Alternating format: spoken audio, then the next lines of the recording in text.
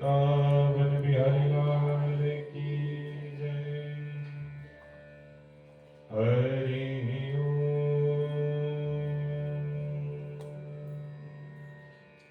गुरुर्ब्रह्मा गुरुर्विष्णु गुरुर्देवो महेश्वरः गुरुर्साक्षात् परं ब्रह्मा तस्मै श्री गुरुवे नमः। ध्यानमूलं गुरुर्मूर्ति पूजामूलं गुरुर्पदम् मन्त्रमूलं गुरुर्वाक्या मोक्षमूलं गुरुर्कृपा।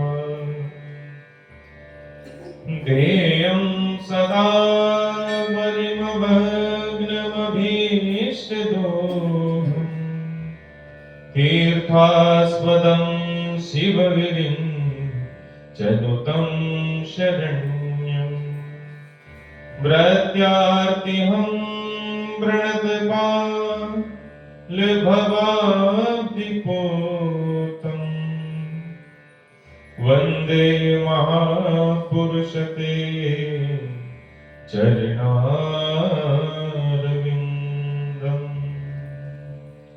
वंशी विभूषितकराळ नवनीरदाभा पीताम्बराधरुणबिम्बफलान्धरोष्टा पूर्णेन्दुसुन्दरमुखा दरवेन्दनीता। कृष्णात् परं किमपि तत्त्वमहं न जाने। सर्वमङ्गलमाङ्गल्ये शिवे सर्वार्थसाधिके शरणे त्र्यम्बके गौरी नारायणी नमोस्तुते। लाख बार हरि हरि कयो एक बार हरिनाम। अति प्रसन्न श्री लाडली सदा विपिन को मान। सब द्वारन को छोड़कर मैं आया हूँ तेरे द्वार। हे वृषभानु की लाडली कछु मेरी ओर निहार। हे वृषभानु की लाडली कछु मेरी ओर निहार। बोलो भक्तवत्सल भगवान की जय। बोलो वृंदावन बिहारी लाल की जय। श्री राधा रानी सरकार की जय। सद्गुरुदेव भगवान की जय। जय जय श्री राधे जय जय श्री राधे जय जय श्री राधे श्याम। बोलो भक्तवत्सल भगवान की जय। बोलो वृंदावन बिहारी लाल की जय।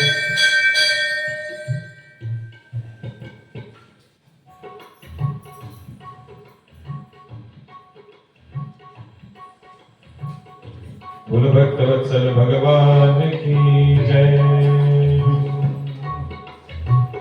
अकेली गई थी ब्रज में कोई नहीं था मेरे संग में। अकेली गई थी ब्रज में कोई नहीं था मेरे संग में। मोर पंख वाला मिल गया हो मोर पंख वाला मिल गया। अकेली गई थी ब्रज में कोई नहीं था मेरे संग में। अकेली गई थी ब्रज में कोई नहीं था मेरे संग में। मोर पंख वाला मिल गया हो मोर पंख वाला मिल गया। ओ मोर पंख वाला मिल गया। ओ मोर पंख वाला मिल गया। नींद चुराई बंसी बजा के, चैन चुराया सेल चला के। नींद चुराई बंसी बजा के, चैन चुराया सेल चला के। लगी आस मेरे मन में, गई थी मैं वृंदावन में। लगी आस मेरे मन में, गई थी मैं वृंदावन में। बांसुरी वाला मिल गया। ओ मोर पंख वाला मिल गया। ओ बांसुरी वाला मिल गया। ओ मोर पंख वाला मिल गया। अकेली गई थी ब्रज में, कोई नहीं था मेरे संग में। अकेली गई थी ब्रज में, कोई नहीं था मेरे संग में। बांसुरी वाला मिल गया। ओ मोर पंख वाला मिल गया। बांसुरी वाला मिल गया। ओ मोर पंख वाला मिल गया। श्याम प्यारे मुरली वाले हम तुम्हारे हो गए। श्याम प्यारे मुरली वाले हम तुम्हारे हो गए। मोर पंख वाला मिल गया। मोर पंख वाला मिल गया। बांसुरी वाला मिल गया। मोर पंख वाला मिल गया।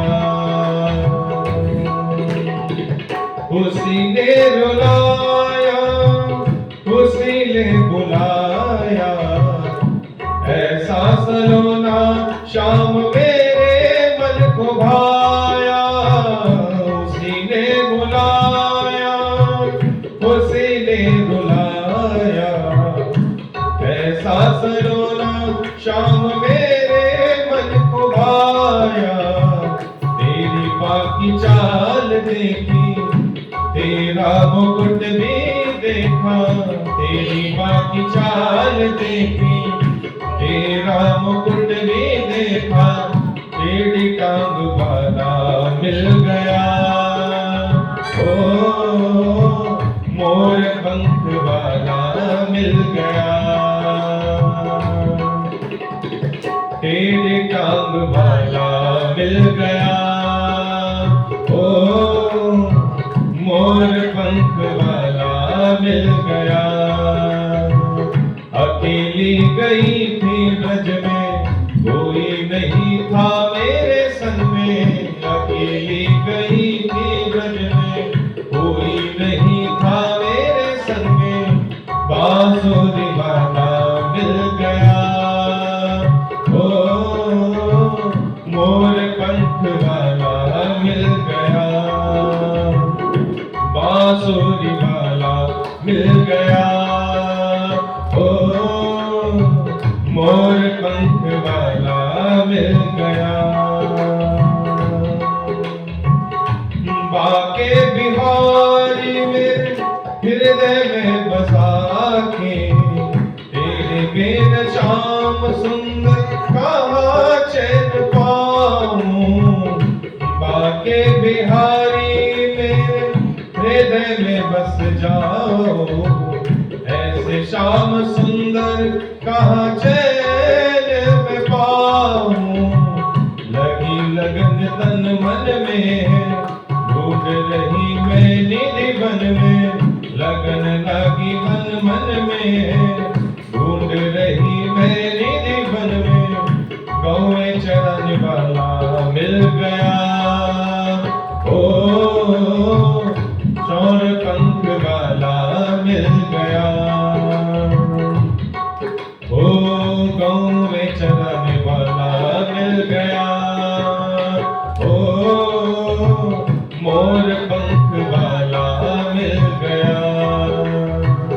अकेली गई थी ब्रज में कोई नहीं था मेरे संग में। अकेली गई थी ब्रज में कोई नहीं था मेरे संग में। मोर पंख वाला मिल गया। ओ मोर पंख वाला मिल गया। मोर पंख वाला मिल गया। ओ मोर पंख वाला मिल गया। श्याम प्यारे मुरली वाले हम तुम्हारे हो गए। श्याम प्यारे मुरली वाले हम तुम्हारे हो गए। मोर पंख वाला मिल गया। मोर पंख वाला मिल गया। मोर पंख वाला मिल गया। मोर पंख वाला मिल गया। मोर पंख वाला मिल गया। ओ मोर पंख वाला मिल गया। बोलो भगवत्सल भगवान की जय। बोलो वृंदावन बिहारी लाल की जय। श्री राधा रानी सरकार की जय। जय श्री राधे जय जय श्री राधे जय जय श्री राधे। परम मंगल में भगवत स्वरूप अकारण करुणावरणालय भक्त वांछः कल्पतरु वेदांतधारी श्री वृंदावन बिहारी प्रभु के पाद पद्मों का स्मरण करते हुए सुंदर पवित्र यह कार्तिक मास में हम प्रभु के पावन पवित्र कथाओं को एवं तुलसी देवी की महात्म्य की कथा को श्रवण कर रहे हैं कि किस प्रकार भगवान नारायण को तुलसी जी अत्यधिक प्रिय एवं पसंद है। कहते हैं कि कथा के अंतर्गत जब जलंधर के अंदर ईर्षा की पार्वती जी को प्राप्त करने की उत्कंठा हुई तो वह भगवान के कैलाश पहुंच गया भगवान से युद्ध करने के लिए। और वो कहते भगवान महादेव की गणों के साथ जलंधर का युद्ध हुआ। शुभ निशंभ तब उस युद्ध भूमि पर आए और उन्होंने कहते हैं कि गणपति एवं कार्तिकेय जी दोनों को अपने अस्त्रों से पराजित कर दिया। कहते हैं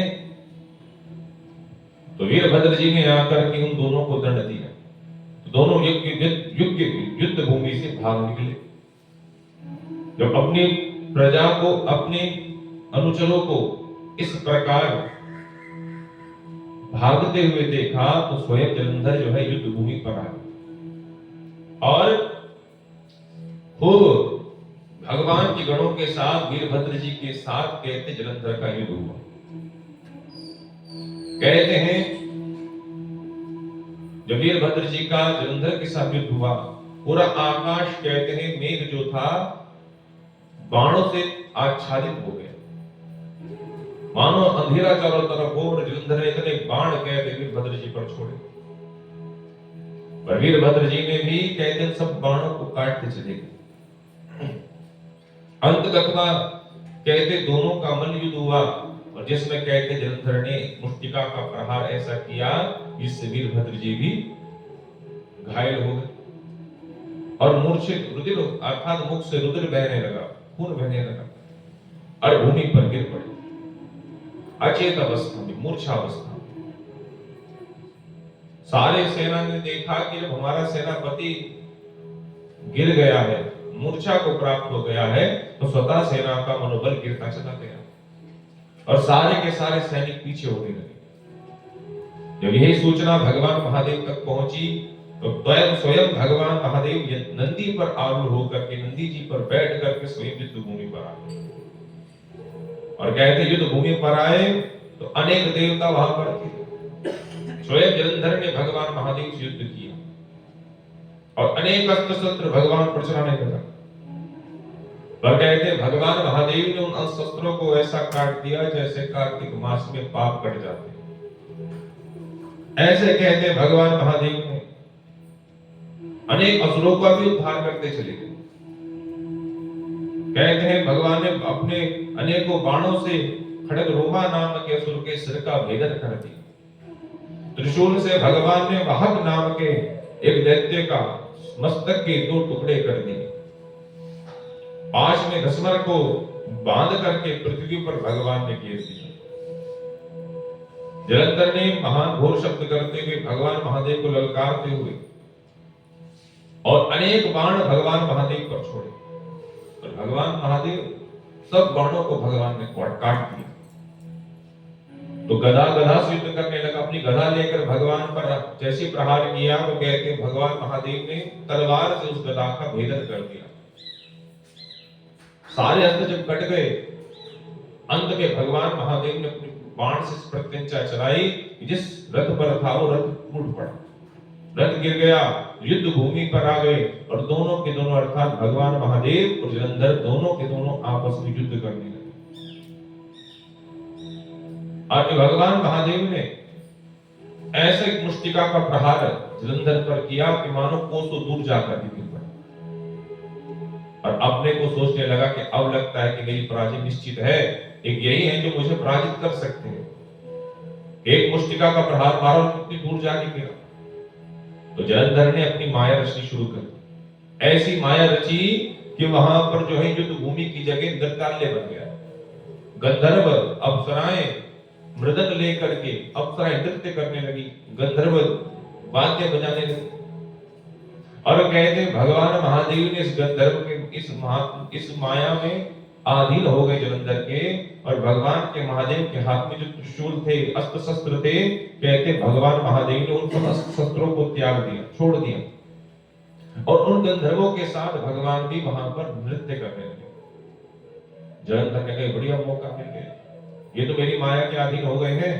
और स्वयं कहते जलंधर ने भगवान महादेव का रूप बना लिया और तुरंत कहते मां पार्वती को हरण करने की चल पड़ा कि यदि इस रूप से नहीं मिलेगी तो ये रूप धारण करके इसका हरण कर लेता हूं। और जब एक बार मेरे राज्य में आ गई तो फिर तो मेरे अधीन होगी। कहते जैसे शिव रूप बना करके और कहते मां भगवती पार्वती के सम्मुख प्रकट हुआ तो मां तो भगवती है, माया रूपी है। जो माया जिनके अधीन रहती है उन मतलब भगवान के सामने वह जलंधर माया का रूप बना करके गया। जो योग माया के रूप में विराजमान है, जो हर वक्त सर्वत्र हमारी हर एक माया को जानती है, हमारे रूप को जानती है। हर एक जलंधर क्या हर मानव मनुष्य भगवान के सामने माया का रूप बना के जाता है। बाहर से सज्जनता है, अंदर से दुर्जनता है। ऐसे जलंधर स्वरूप में तो भगवान महादेव जैसा सज्जन बन करके गया पर अंदर दुर्जनता विराजमान बैठी। परंबा भगवती तो अंतर भय उपस्थिता, अंदर भी है और बाहर भी है, दोनों जगह विराजमान है। ये नहीं कि देव प्रतिमा में भगवान दिख रहा है या तीर्थों में जाके भगवान मिल रहा है, वह भगवान अंदर भी है और बहिर्वस्थितम बाहर भी विराजमान बैठे। तो जब है माया को रूप बना कर गए तो माया अर्थात योग माया भगवती के आगे वो माया चल नहीं पाई और भगवान अर्थात मां परम्बा भगवती इसके जलंधर की इस माया को जान गई और तुरंत वहां से दृश्य हो गई। भगवान नारायण का आह्वान किया, भगवान नारायण आए और तब भगवान अर्थात पार्वती मैया ने कहा कि सुनो देखो, यह जब जलंधर के युद्ध से सारे देवता पीड़ित हैं और उस जलंधर की मृत्यु तभी हो सकती है जब तक उसकी पत्नी का पतिव्रत धर्म भंग नहीं होता। क्योंकि पत्नी का पतिव्रत धर्म का इतना प्रताप है कि स्वयं भगवान महादेव इसको अपराजित नहीं कर पा रहे, तो अन्य देवताओं की क्या स्थिति होगी इस स्थिति में। कहते हैं पतिव्रता स्त्री के अंदर इतना सामर्थ्य होता है, इतना बल होता है, जिस प्रकार एक सपेरा सर्प को उसके गिल से खींच करके बाहर निकाल लेता है, इतना बल सपेरे पर होता है। और अन्य कोई सांप को पकड़ करके गिल से बाहर खींचना चाहे तो असंभव है। कहते वो सर्प मर जाएगा पर बाहर नहीं निकल पाता उस गिल से। और पतिव्रता स्त्री के अंदर इतना सामर्थ्य है कि जिस प्रकार सपेरा निकाल लेता है सर्प को, उसी प्रकार पतिव्रता स्त्री भी अपने पति को नरक आदि दुखों से बाहर निकालने का सामर्थ्य रखती है। देवताओं तक, यमराज तक से अपने पति को छीनने का, लाने का सामर्थ्य रखती है। तो इसलिए हे नारायण, जब तक उसकी पत्नी का पतिव्रत धर्म भंग नहीं होता, तब तक वह जलंधर मृत्यु को प्राप्त नहीं होता। और उसने स्वयं अपनी मृत्यु का हमको दिशा दिखाई है कि इस दिशा में चलोगे तो ही मेरी मृत्यु हो सकती है। भगवान महादेव के आदेश को अथा परंपरा भगवती के सुउद्देश्य को सुनकर के भगवान ने कहा कि ठीक है देवी मां, मैं अवश्य ही जाकर के इस माया के रूप को धारण करता हुआ उसकी पत्नी का पतिव्रत धर्म भंग करता हूं और तभी दुष्ट की मृत्यु होगी। इधर कहते हैं जलंधर पुनः युद्ध भूमि पर जा पहुंचा और वहां जाकर के कहते हैं वह युद्ध भूमि पर स्थित होकर के भगवान महादेव के साथ पुनः युद्ध करने लगा। आगे कहते हैं कि इधर वृद्धा जो थी रात्रि में सोई और सपने में उसको अपने पति का दर्शन हुआ, जिसमें उसके पति ने, पति के पूरे अंगों में तेल लगा हुआ, नग्न अवस्था में और भैंसे पर सवार होकर के दक्षिण दिशा की तरफ जा रहा। कहते ये दृश्य देख करके पत्नी बड़ी घबरा गई कि मेरे पति की कहीं मृत्यु तो नहीं होने वाली है, मृत्यु हो तो नहीं गई। ऐसा अपशकुन सपने देखा तो कहते उसके बाद उसको रात्रि में नींद नहीं है। घर से बाहर निकले, कभी बगीचे में घूमे, कभी छत पे जाकर के घूमे, मन को शांत करने की कोशिश करे। इतना करने पर भी मन शांत नहीं हुआ तो रात्रि में वन की तरफ निकल पड़े। वन में यहां वहां विचरण कर रही थी कि तभी उसको वहां पर कहते हैं दो सिंह रूप वाले पुरुष दिखे, राक्षस। और उन सिंह रूपी, शेर रूपी राक्षसों को देख करके वह वृंदा इतनी भयभीत हो गई कि वहां से भाग करके कहते भागने लगी। और आगे जाकर इसको वृक्ष के नीचे मुनि विराजमान दिखे, अपने प्राणों की रक्षा के लिए तुरंत मुनि के चरणों में जाकर गिर पड़ी, क्षमा याचना करने लगी। हे मुनिवर, कृपा कर असुरों से मेरी रक्षा करिए। दो दैत्य मेरे सिंह, मेरे रूपी असुर मेरे पीछे पड़ गए।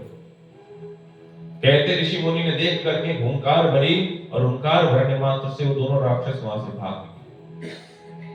हाथ जोड़ करके प्रार्थना करने लगे, हे मुनिवर, अब आप कृपा करके बताओ कि मेरे पति जो है इस समय भगवान महादेव से युद्ध करने के लिए गए और इस समय क्या स्थिति होगी युद्ध की, क्या मेरे पति विजय श्री को प्राप्त हो रहे हैं या भगवान महादेव जीत रहे हैं, या मेरे पति जीवित हैं कि नहीं, क्योंकि मैंने स्वप्न में अशुभ संकेत देखा तो मैं बड़ी भयभीत हूं।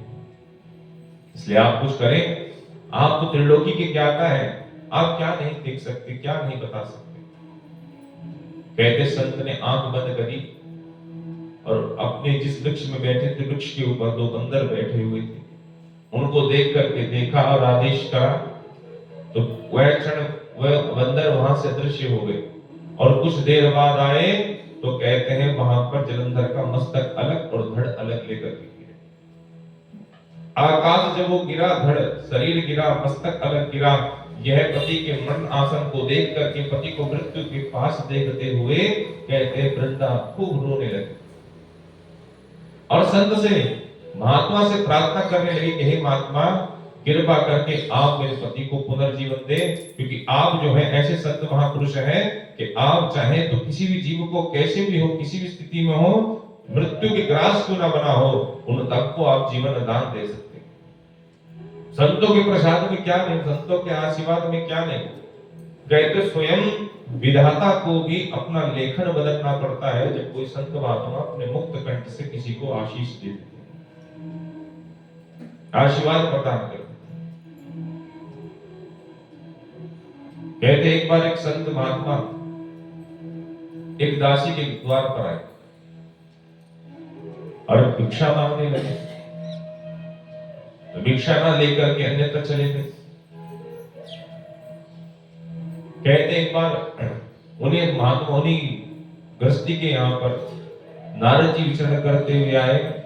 तो उस गृहस्थी ने नारद जी से पूछा कि हे नारद, आप तो भगवान नारायण के पास जाते रहते हो, आते रहते हो, तो कृपा करके हमारा संदेश भगवान तक पहुंचा दीजिए कि हमारे गृहस्थ को अनेक समय व्यतीत हो चुका है, बड़ा समय निकल गया गृहस्थ को, पर अब तक हमको जो है संतान की प्राप्ति नहीं।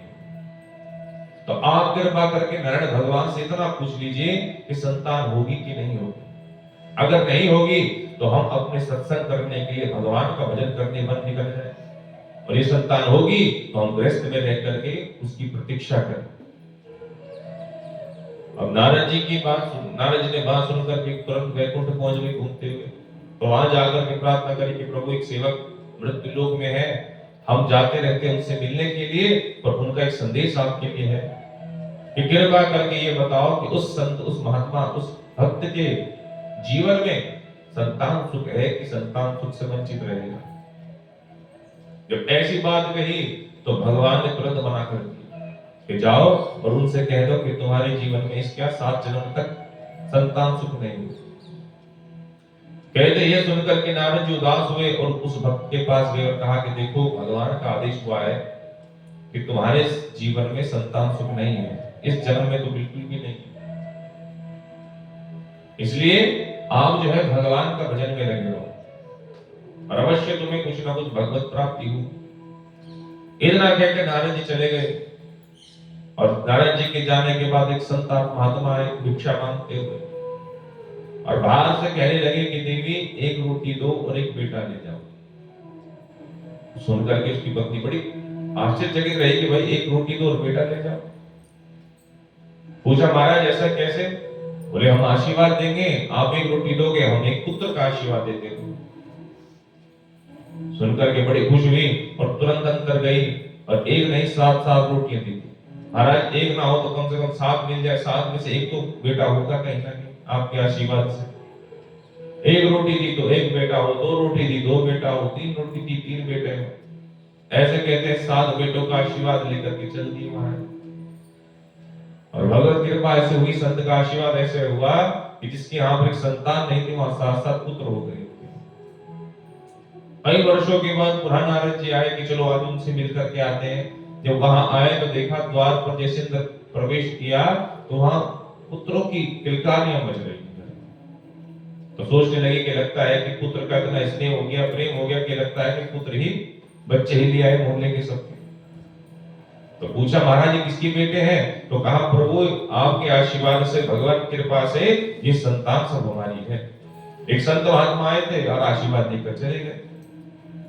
जब ये बात की तो नारद जी को बड़ा ठेस पहुंचा कि हम भगवान के पास गए और भगवान ने हमें झूठा बनवा दिया कि इनके तो जीवन में कोई संतान नहीं, और उनके 7 बेटे हो गए। भगवान के वैकुंठ गए, वहां चर्चा हुई, भगवान से बात हुई। भगवान ने कहा देखो नारद जी संत का आशीर्वाद है और इसलिए मैं जो हूं उनको कभी उनकी बात को मना नहीं करता। अगर ऐसी बात है तो आओ आज आपको उन्हीं संत की परीक्षा दिखाता हूं। कहते सायंकाल का समय था, रात्रि का समय था। भगवान नारद जी और स्वयं नारायण भगवान एक साधु वेश बनाकर के इसके द्वार पहुंचे और जाकर के कहा कि भाई देखो हम भिक्षा मांगने आए थे और यहाँ वन में आते आते भटक गए, रास्ता भूल गए। अब आपकी कुटिया दिखी है तो आज रात रहने का स्थान दे दो, कल हम पुनः अपनी यात्रा को निकल जाएंगे। संत ने कहा महाराज बैठो अब विराजमान हो। फिर भगवान ने कहा कि देखो प्रभु सुबह से चलते आ रहे हैं, कहीं खाने को कुछ नहीं मिला, अगर हो तो थोड़ा सा भोजन प्रसाद हमें दोनों को मिल जाता तो थोड़ा आनंद हो जाता, वरना आज भूखे ही सोना पड़ता है। अब संत ने कहा महाराज क्षमा चाहता हूँ कि मैं जितनी भिक्षा मांग करके लाता हूँ, जितना अपने को चाहिए होता है उतना खाता हूँ, बाकी मैं बांट देता हूँ, घर में रखता नहीं। मैं आसक्ति नहीं करता कि संचय करके रखो और कल प्रयोग करो। पर आप आए हो तो अवश्य आपके लिए व्यवस्था करूंगा। भारी घनघोर बारिश लगी हुई है। कहते घनघोर बारिश में भागा, अनेक संतों के यहाँ से कुछ न कुछ मधुकरी भिक्षा मांग करके गया है। अब जैसे भोजन की व्यवस्था करने लगा तो देखा वहां पर लकड़ियां थी नहीं और बाहर देखे तो इतनी घनघोर बरसात हो रही थी कि लकड़ी लाओ तो लाओ कहां से। और ये यदि संत घर में आए हैं और कोई याचक घर में आए और खाली जाए तो उससे बड़ा संत का क्या विश्राम होगा मेरे ऊपर। तो कहते हैं उस संत ने अपने पैर में ही कहते कपड़ा बांधा, उसी में आग जला दी पैर में, और उसी को ही चूल्हे में रख दिया कि इस पैर में जलती हुई अग्नि से इनके लिए भोजन बनाना। और भगवान नारायण जी ने नारद जी का हाथ पकड़ करके उसके कक्ष में लाए और कहा कि देख नारद, जो व्यक्ति दूसरों को तृप्त करने के लिए, जो व्यक्ति दूसरों का पेट भरने के लिए कहते अपने शरीर की भी चिंता नहीं कर रहा है, अपने पैर को भी जला दिया इसने भोजन बनाने के लिए, तो बताओ ऐसे व्यक्ति की बात को मैं कैसे इनकार कर सकता हूं। उसने दे दिया पुत्र का वरदान, तो मैंने भी उसको संतान दे दी। इसलिए महाराज आप संत हैं, क्या नहीं कर सकते। तो इतना कहने पर भगवान ने स्वयं जो संत रूप में आए थे भगवान तो दृश्य हो गए और कहते जलंधर को पुनर्जीवन दान मिल गया। पुनर्जीवन दान मिला, पति को देखकर बड़ी खुशी हुई, आलिंगन करने लगी, पति का स्पर्श करने लगी और पति को लेकर के पुनः अपने महल में आकर के रहने लगी। कुछ समय व्यतीत हुआ और कहते तब वृंदा को पता चला कि यह तो मेरे पति नहीं, ये तो पति के रूप में साक्षात नारायण ने पतिव्रत धर्म को भंग कर दिया। ऐसा देख करके सुन करके वृंदा को बड़ा क्रोध आया और भगवान को श्राप देने लगी कि आपका हृदय जो मन है ये पत्थर के समान है, तनिक भी आपके अंदर दया भावना नहीं कि इस वृंदा के पतिव्रत धर्म को भंग कर रहा हूं। कितना स्नेह प्रेम मेरा पति के प्रति है और आपने उनका रूप बना करके छल किया है, इसलिए जाओ मैं आपको पत्थर होने का श्राप देती हूं। जो दो राक्षस आए थे मुझे भयभीत करने के लिए, डराया जो आपने अपनी माया से, तो ये भी श्राप देती हूँ कि वही दो राक्षस आपकी धर्म पत्नी का वियोग आपसे करा देंगे, आपकी पत्नी का हरण कर देंगे। और जो दास सेवक बंदर आपकी सेवा में लगा हुआ था, कहते वही वानर ही तो है आपकी पत्नी का योग आपसे कराएगा। इस प्रकार कहते श्राप दिया। और इधर कहते हैं जैसे श्राप दिया भगवान ने भी रोका, पर कहते वृंदा नहीं मानी और उसी स्थान पर अग्नि को प्रज्वलित करके अपने शरीर को वहीं त्याग दिया। मरने पर शरीर की भस्म थी, तो कहते इस भस्म को ही भगवान नारायण ने अपने अंगों में लगा करके और वृंदा के मुंह में ही स्तंभित हो गए, विरक्त हो गए, ना कुछ कार्य करे, एक जगह बैठे हुए हैं और उसकी भस्म को रमाए हुए हैं। और इधर कहते हैं जलंधर का युद्ध भगवान महादेव से युद्ध भूमि पे हो रहा है और अनेक प्रकार के युद्ध करते हुए जब देखा कि इधर वृंदा का पतिव्रत धर्म जैसी भंग हुआ, कहते वहां पर जलंधर की आयु क्षीण होने लगी, आयु समाप्त होने लगी। और कहते भगवान महादेव ने जब वहां पर वृंदा जब देखा कि जलंधर ने कि भगवान महादेव और प्रभावशाली हो रहे हैं मुझ पर, तो उसने पुनः एक माया रची और रथ दिखाया कि रथ में देखो कि मां किस प्रकार पार्वती मैया को पकड़ करके मारने के लिए शुभ निशुभ खड़े हुए। शुभ निशुभ को मारते हुए इस प्रकार देख करके भगवान महादेव को क्रोध आया और कहते हैं जैसे मारने के लिए भागे तो शुभ निशुभ तो वहां से दृश्य हो गए। भगवान महादेव ने कहा कि भागोगे तो कहां तक भागोगे, एक न एक दिन तुम्हारा भी उद्धार होगा और परंपरा भगवती पार्वती मैया के द्वारा ही तुम्हारा उद्धार होने वाला है। जलंधर के साथ युद्ध हुआ और कहते भगवान महादेव ने अपने अमोघ तेज से, जिस तेज में कहते भगवान नारायण ने सुदर्शन चक्र दिया भगवान महादेव को, ब्रह्मा जी ने अपनी ब्रह्म विद्या दे दी, देवताओं ने अपना सारा बल दे दिया, मां भगवती ने अपना पूर्ण तेज सुदर्शन चक्र में समाहित कर दिया और जैसे सुदर्शन चक्र छोड़ा, कहते सुदर्शन चक्र ने जलंधर के मस्तक का भेदन कर दिया। जैसे मस्तक कट करके भूमि पर गिरा तो कहते उसके अंग से दिव्य तेज प्रकट हुआ और वही तेज आकर के भगवान महादेव पर समाहित हो गया। इधर कहते भगवान महादेव युद्ध जीत गए, सारे देवता पुनः आए, प्रभु आप तो युद्ध जीत गए हैं, जलंधर के भय से मुक्त हो गए हैं, पर विष्णु भगवान तो वृंदा के मोह में पड़ गए। प्रभु वह तो अंग में उनकी भस्म को रमाए बैठे हुए हैं और मोहित पड़े हुए हैं, ना वैकुंठ जा रहे हैं, ना कहीं दर्शन दे रहे हैं, ना कोई काज आदि कुछ भी करने को असमर्थ बने हुए हैं। आप कुछ करें उनका। भगवान ने कहा कि देखो वो तो अब माया के मोह में पड़ गए हैं, इसलिए उस माया मोह से मुक्त करना हो तो उस महापरंपा भगवती की साधना करो, उस पराशक्ति की आराधना करो, वही तुमको इस भय से मुक्त करेगी। सारे देवता कहते भगवती की साधना में लग गए।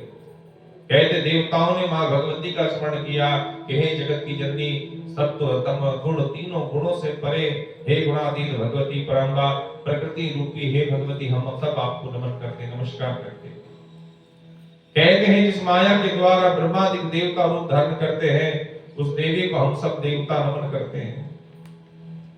नारद जी कहते हैं कि हे राजन पृथु जी, जब इस प्रकार देवताओं ने मां भगवती की विविध स्तोत्रों से उनकी स्तुति करी तो स्तुति से प्रसन्न होकर के आकाशवाणी हुई, हे देवों, यदि तुमको विष्णु जी को माया से मोह करना, इस मोह से दूर करना है तो उन तीन शक्तियों का आह्वान करो, मां काली, मां लक्ष्मी, मां सरस्वती, इन तीनों का आह्वान करो, तभी जाकर के भगवान नारायण मोह से दूर हो सकते हैं।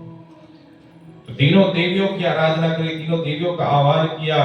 कहते तीनों देवी वहां प्रकट हुई और तीनों देवियों ने अपने अपने अंश से एक एक बीज दिया। मां भगवती, मां सरस्वती, मां लक्ष्मी, तीनों ने एक बीज दिया और कहा कि देवताओं जाओ इस बीज को उस भस्म में डाल दो जिससे वृक्ष उत्पन्न होगा और तब जाकर के भगवान नारायण का मोह दूर हो जाएगा। कहते हैं जाकर के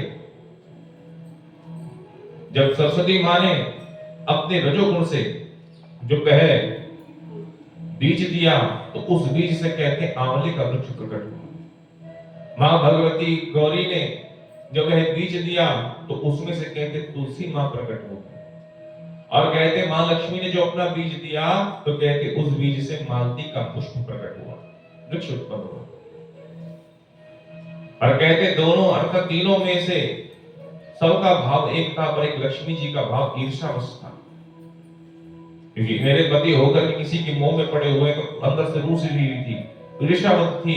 ईर्ष्यावश जब उन्होंने वो बीज दिया तो भगवान नारायण जी ने उस बीज के पुष्प वृक्ष को और पुष्प को ग्रहण न करने का सुझाव दिया। तो मालती के पुष्प को त्याग करके भगवान नारायण ने आंवले और तुलसी का बड़ा स्नेह किया और जब वह प्रकट हुई तब जाकर के कहते हैं ब्रह्मा अर्थात भगवान नारायण का मोह दूर हुआ। वृंदा से कहा भगवान महादेव ने कि देवी तुम शरीर तो त्याग रही हो पर इस शरीर में नहीं, तो जब तुम्हारा शरीर समाप्त होगा तो भगवान तो पत्थर बनेंगे पर तुम देवी गंडकी नदी बनकर के वहां भी भगवान का संयोग प्राप्त करोगे। यहाँ पर तुम तुलसी बनकर के प्रकट होंगी तो वहां भी तुम्हें विष्णु जी का ही सामिप्य प्राप्त होगा। हे ऋषियों, हे पृथु जी महाराज, इसलिए यह तुलसी माँ इतनी पवित्र है कि जिसके जीवन में तुलसी युक्त होकर के जिसके कंठ में तुलसी जी हो, मुख पर भगवत नाम हो, उषा के आसन पर बैठ करके जिसके प्राण अनायास छूट जाते हैं, तो कहते जीवन में कितना पाप किया हो, कितना अधर्मी हो, वो भी पाप से मुक्त होकर के विष्णु धाम का अधिकारी बन जाता है। जो मनुष्य तुलसी एवं आंवला की छाया में बैठकर के अपने पितरों का श्राद्ध करता है, पितरों को पूजता है, पितरों का पूजन करता है, कहते उसको अपनी पूजन का अक्षय फल मिल जाता है। जिस व्यक्ति ने अपने मस्तक पर, गले पर, हाथ पर कहते हैं आंवले को धारण किया हुआ होता है, कहते वो साक्षात विष्णु के समान माना जाता है और जीव मुक्त हो जाता है। जो मनुष्य आंवले तुलसी से मिले हुए जल में स्नान करता है, कहते उसको गंगा आदि तीर्थों के स्नान का फल प्राप्त हो जाता है। कार्तिक मास के अंतर्गत जो आंवले के वृक्ष के नीचे बैठ करके भोजन करता है, तो कहते अन्न का संसर्ग पाप जो है उसका मुक्त हो जाता है और वह परम सुख एवं परम तत्व को प्राप्त करता हुआ परम धाम को प्राप्त कर जाता है। हे ऋषियों, जो व्यक्ति तुलसी, आंवला और रुद्राक्ष इनमें से किसी को भी धारण करता है, ये तीनों को भी धारण करता है, तो वह धर्म, अर्थ, काम, मोक्ष चारों पुरुषार्थों को प्राप्त हो जाता है। हे नारद जी कहते हैं कि हे पृथु जी, इसलिए तुलसी और आंवले की महिमा कहने पर ब्रह्मा जी भी असमर्थ हो जाते हैं कि इतनी महिमा इनकी है, इतना महत्व इनका है कि मैं भी पुत्र नारद कहने में असमर्थ हो जाता हूं। और जो प्राणी इसको श्रवण करता है, सुनता है, इसकी महिमा को सुनता है, कहते वो प्राणी वैकुंठ का अधिकारी बन जाता है। बोलो नारायण भगवान की जय, बोलो कार्तिक महात्म्य की जय। श्री कृष्ण गोविंद हरे मुरारी, हे नाथ नारायण वासुदेव।